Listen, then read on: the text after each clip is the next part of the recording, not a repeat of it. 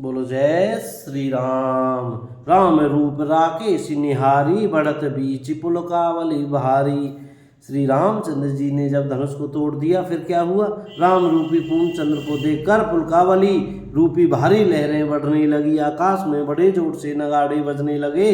देवांगनाएं गान करके नाचने लगी। ब्रह्मा आदि देवता, सिद्ध और मुनीश्वर लोग प्रभु की प्रशंसा कर रहे हैं और आशीर्वाद दे रहे हैं। वे रंग बिरंगे फूल मालाएं बरसा रहे हैं। बरसे सुमन रंग बहु माला, गावे किन्नर गीत रसाला। किन्नर लोग रसीले गीत गा रहे हैं। रही भवन भरी जय जय वाणी, धनुष भंग धुनि जात न जानी।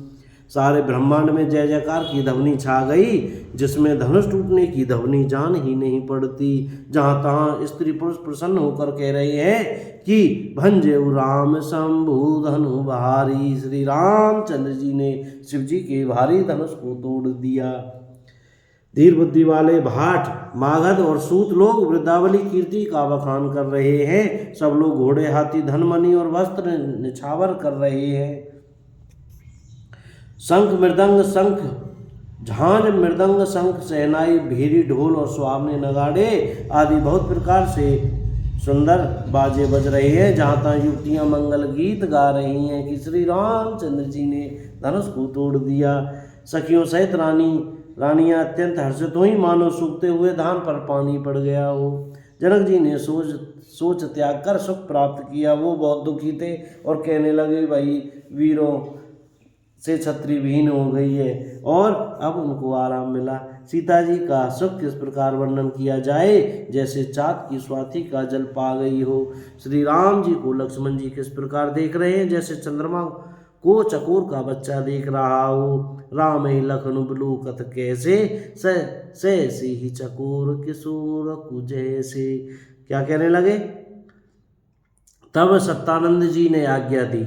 माता सीता जी ने श्री राम जी के पास गमन किया। सत्यानंद जी राजा जनक जी के कुल श्रेष्ठ हैं, गुरु हैं।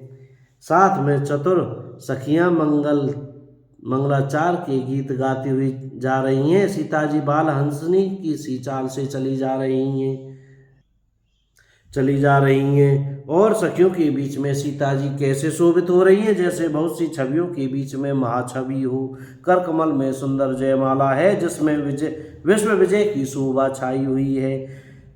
तन सकूच मन परम उछाहू, गूढ़ प्रेम लखी परई न काऊ। श्री राम जय राम जय जय राम। सीता जी के शरीर में संकोच है पर मन में परम उत्साह है। उनका यह गुप्त प्रेम किसी को जान नहीं पड़ रहा है। समीप जाकर श्री राम जी की शोभा देखकर राजकुमारी सीता जी चित्रलिखी सी रह गईं। चतुर्सखी ने यह दशा देखकर समझाकर कहा, सुहावनी जयमाला पहनाओ, पहराव जयमाल सुहाई। यह सुनकर सीता जी ने दोनों हाथों से माला उठाई, पर प्रेम के विवश होने से पहनाई नहीं जाती। सुनत जुगल कर माल उठाई, प्रेम विवश पहिराई न जाई। उस समय उनके हाथ ऐसे सुशोभित हो रहे हैं मानो डंडियों सहित दो कमल चंद्रमा को डरते हुए जयमाला दे रहे हों। इस छवि को देखकर सखियां गाने लगी। तब सीता जी ने श्री राम जी के गले में जयमाला पहना दी। गावे छवि अब लो की सहेली, सिंह जयमाल राम और मेली। श्री राम जय जय राम। रघुवर और जयमाल देखी देव बरसहि सुमन, सकुचे सकल भुआल जनु, बिलू की रवि कुमुद घन। श्री राम जय जय राम। श्री रघुनाथ जी के हृदय पर जयमाला देखकर देवता फूल बरसाने लगे। समस्त राजागण इस प्रकार सकुचा गए मानो सूर्य को देखकर कुमुदों का समूह सुपुड़ गया हो। फिर क्या हुआ? नगर और आकाश में बाजे बजने लगे। दुष्ट लोग उदास हो गए, सज्जन लोग सब प्रसन्न हो गए। देवता, किन्नर, मनुष्य, नाग और मुनीश्वर जय जयकार करके आशीर्वाद दे रहे हैं। नाचें गावें विबुध बधूटी, देवताओं की स्त्रियां नाचती गाती हैं। बार बार कुसुमांजलि छूटी, बार बार हाथों से पुष्पों की अंजलियां छूट रही हैं। जहाँ तहाँ ब्राह्मण वेद ध्वनि कर रहे हैं। भाट लोग वृद्धावली कुल कीर्ति बखान कर रहे हैं। पृथ्वी, पाताल और स्वर्ग तीनों लोकों में यश फैल गया। श्री रामचंद्र जी ने धनुष तोड़ दिया और सीता जी को वरण कर लिया। नगर के नर नारी आरती कर रहे हैं, अपनी पूंजी हैसियत को भुलाकर सामर्थ्य से बहुत अधिक निछावर कर रहे हैं। बोलो जय सिया राम। श्री सीताराम जी की जोड़ी ऐसी सुशोभित हो रही है मानो सुंदरता और श्रृंगार रस एकत्र हो गए हों। सखियां कह रही हैं, हे सीते स्वामी के चरण छुओ, किंतु सीता जी अत्यंत भयभीत हुई, उनके चरण नहीं छूती। गौतम तिये गति सुरति करी, नहीं पर सती पग पानी, मन बिह से रघुवंश मनी, प्रीति अलौकिक जानी। श्री राम जय जय राम। गौतम की स्त्री अहिल्या की गति का सिमरन करके सीता जी श्री राम जी के चरणों को हाथों से स्पर्श नहीं कर रही हैं। सीता जी की अलौकिक प्रीति जानकर रघुकुल मणि श्री रामचंद्र जी मन में हंसे। तब सिय देखी भूप अभिलाषे, कूर कपूत मूड मन मागे। उस समय सीता जी को देखकर कुछ राजा लोग ललचा उठे। वे दुष्ट कपूत और मूड राजा मन में बहुत तमतमाए।